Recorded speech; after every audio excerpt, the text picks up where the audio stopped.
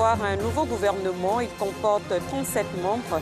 7 ministres font leur entrée dans la nouvelle équipe. En Israël, Benjamin Netanyahou a été désigné pour former le prochain gouvernement. Bonsoir. Vous suivez le 19h sur RTI 2. Le président de la République, Alassane Ouattara, a procédé ce mardi 6 avril 2021 à la signature de plusieurs décrets de nomination au titre du gouvernement, de la présidence de la République et du Conseil économique, social, environnemental et culturel. La nouvelle équipe gouvernementale comprend 37 membres, 13 entrants. 18 ministres quittent le gouvernement qui compte désormais 8 femmes. Georgette Ido. 37 ministres et 4 secrétaires d'État. Telle est la composition de la nouvelle équipe gouvernementale annoncée ce jour par le secrétaire général de la présidence, Aboudraman Sissé. Un gouvernement plus jeune et restreint, avec quelques changements, notamment la nomination de Kandia Camara en qualité de ministre d'État, ministre des Affaires étrangères, de l'intégration africaine et de la diaspora, et de Kobenan Kwasi Adjoumani en qualité de ministre d'État, ministre de l'Agriculture et du Développement rural. Nommé suite au décès du Premier ministre Ahmed Bakayoko, Téné Birahima Ouattara a été confirmé à la tête du ministère d'État et de la Défense. Anciennement ministre de la Solidarité, Mariatou Kone a été nommée au ministère de l'Éducation nationale et de l'alphabétisation. Sidi Tiemoko Touré change de portefeuille.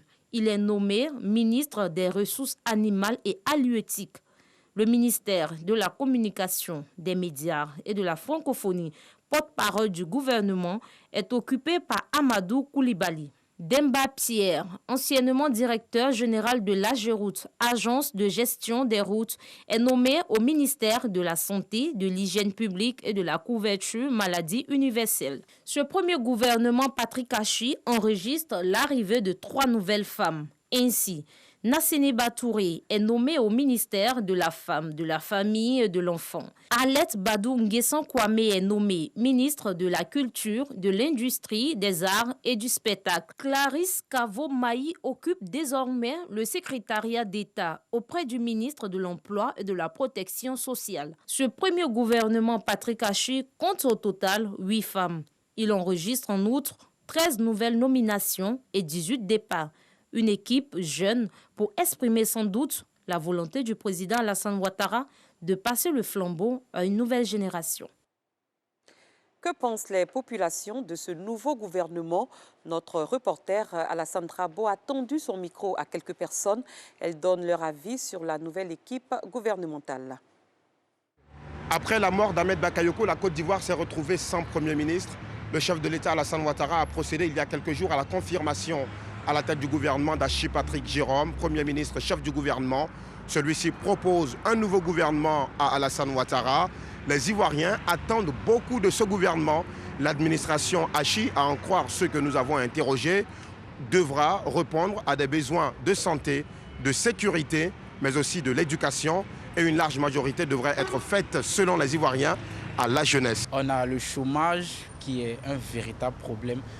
Vu que nous sommes étudiants et que nous sommes jeunes, l'avenir de notre pays, nous nous attendons à ce que ce nouveau gouvernement-là trouve assez de domaines d'emploi pour nous embaucher lorsque nous aurons nos diplômes. Sur le plan social, je souhaiterais qu'au niveau de la jeunesse surtout, pour que les jeunes puissent s'intégrer et qu'ils puissent faire une large ouverture et créer beaucoup de secteurs et que beaucoup d'investissements arrivent pour que les jeunes puissent travailler. C'est ça que mon attente. Le gouvernement précédent a déjà fait du bon travail.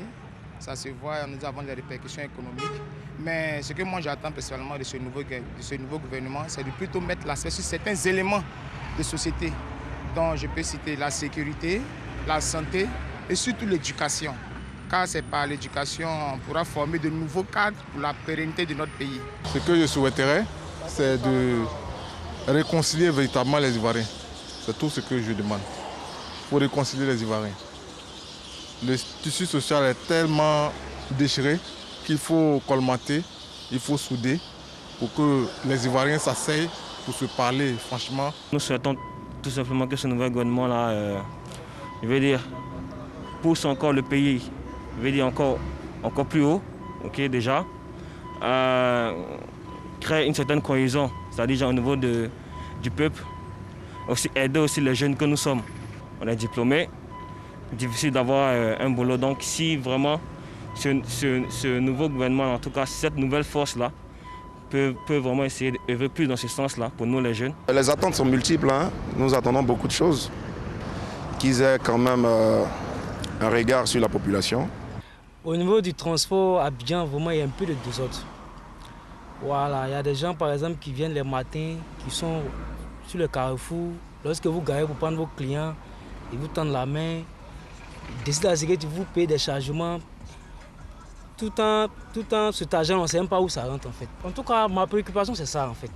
Concrètement, ce qu'on attend du nouveau gouvernement, c'est la réconciliation, la réunification, l'entente, la solidarité, le rapprochement de tout le monde, l'union pour la Côte d'Ivoire, une Côte d'Ivoire rassemblée. Avant de poursuivre, sachez que les prix à la pompe de l'essence super sans plomb et du gasoil en Côte d'Ivoire connaissent une légère hausse. Ils passent de 600 à 615 francs CFA le litre sur la période du 6 au 30 avril 2021. La Confédération des femmes actives africaines a honoré les personnalités de l'administration publique et privée ivoirienne qui se sont illustrées par la qualité de leur travail. Ces personnalités ont reçu des distinctions le samedi 3 avril dernier dans la commune d'Abobo. Nous Sangaré, Alassane Drabou. Ils évoluent dans divers secteurs d'activité.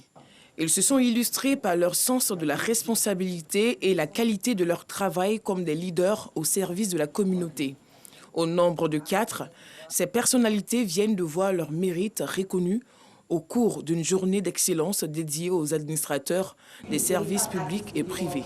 Aucune reconnaissance ne peut laisser indifférent, au contraire, c'est de l'émotion, c'est de la fierté que je reçois non seulement pour moi-même, mais pour l'entreprise qui a permis que ces actions soient visibles.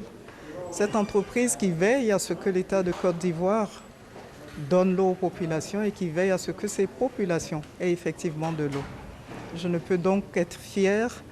Cette cérémonie de distinction, qui est à sa première édition, vise à valoriser les personnalités dont la qualité du travail dans l'administration arrive à impacter positivement la société. Elle est une initiative de la Confédération des femmes actives africaines.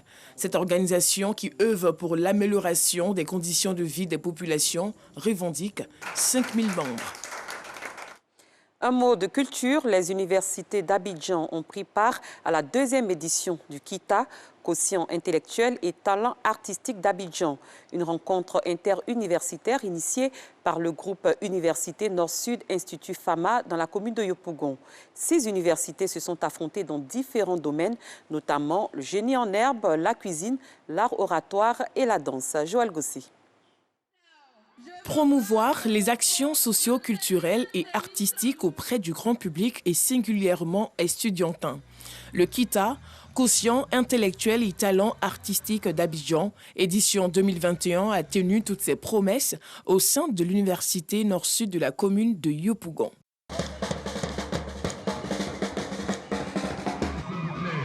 Un défilé riche en couleurs, valorisant la diversité de la culture ivoirienne. Le KITA est une occasion pour les étudiants dotés de talents artistiques de dévoiler leur savoir-faire. Ce sont au total 6 universités de la ville d'Abidjan qui se sont affrontées dans différentes rubriques. Le génie en herbe, l'art oratoire, l'art plastique, le karaoké, la danse traditionnelle et le talent culinaire. Des prestations appréciées par les invités. Mais j'étais vraiment et superbement, agréablement surpris par le côté culturel qu'ils sont en train de mettre en avant.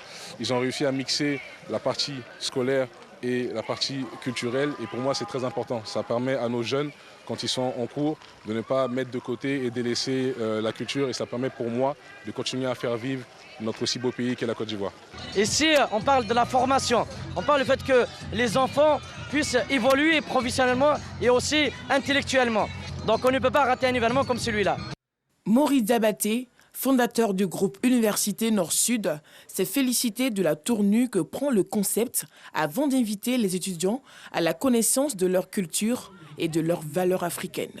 J'ai vu quelque chose de formidable. J'ai vu que mes étudiants étaient autre chose que ce qu'on présentait d'eux. Ce que je peux leur dire, c'est de continuer dans ce sens. Que nous allons faire la formation académique, ils auront des diplômes, etc. Mais qu'ils aient des valeurs culturelles.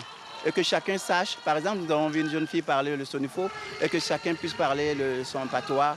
Également présents à cette cérémonie culturelle, les délégations du Portugal, de la Libye, de l'ambassade d'Israël et du Gabon. Le commissaire général du Kita, Ibrahim Fama, voit plus grand.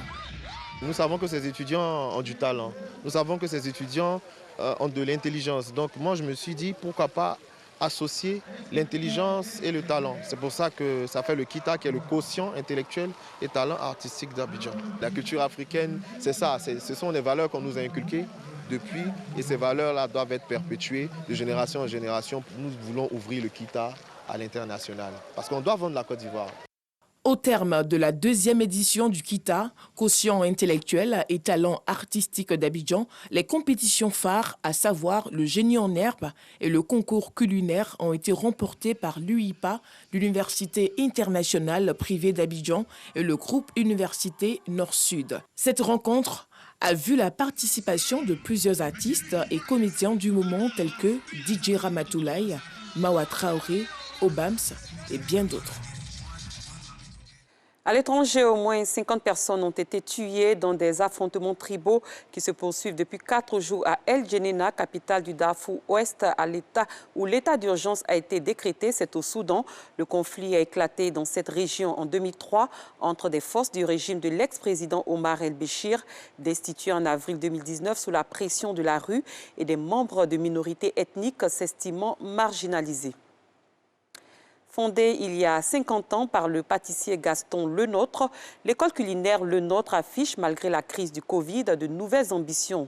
Dans un site flambant neuf à Rungis, à 2 pas du plus grand marché de produits frais au monde. Anicette Conan, Joël Gossé. Rungis, France. Avant, ce sont les signes que Mina faisait tourner dans tous les sens. Après 30 ans dans la finance, elle a décidé de se reconvertir dans les arts culinaires. Avec en tête le projet d'ouvrir un restaurant en Nouvelle-Zélande. Elle suit les cours de l'école professionnelle Lenôtre.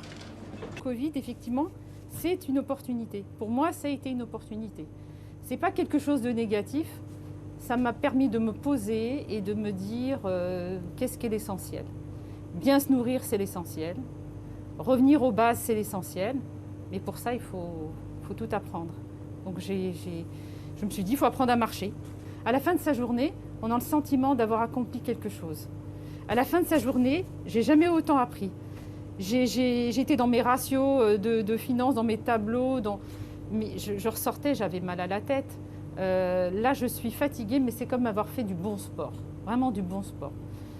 En 1 mois d'apprentissage, Camille a appris à concocter une vingtaine de pâtisseries. Après avoir travaillé dans le milieu associatif, elle réalise enfin son rêve. C'est vrai que le contexte a ralenti un peu ce que je faisais moi avant dans mon ancien travail. Ça a aussi accentué un peu la solitude avec le télétravail et tout ça. Et ça m'a fait comprendre que je ne pouvais pas passer ma vie derrière un bureau. Être inactive pendant si longtemps, c'était vraiment plus possible. Donc du coup, j'ai changé de voie. Après 6 mois de formation, les élèves seront invités leur propre dessert.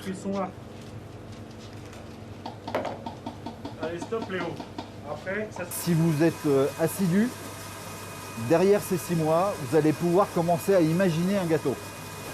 Parce que vous aurez la bonne recette et surtout la bonne façon d'interpréter les matières premières pour les transformer en quelque chose de comestible derrière, qui a du sens, qui a du goût.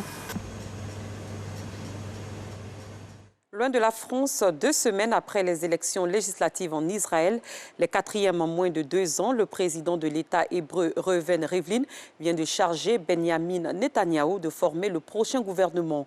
Le Premier ministre sortant est pourtant inculpé pour des faits criminels. Mais selon la loi israélienne, cela ne l'empêche pas d'accomplir cette mission. Cette édition est à son terme. Merci de l'avoir suivi. Très bonne soirée. À très bientôt.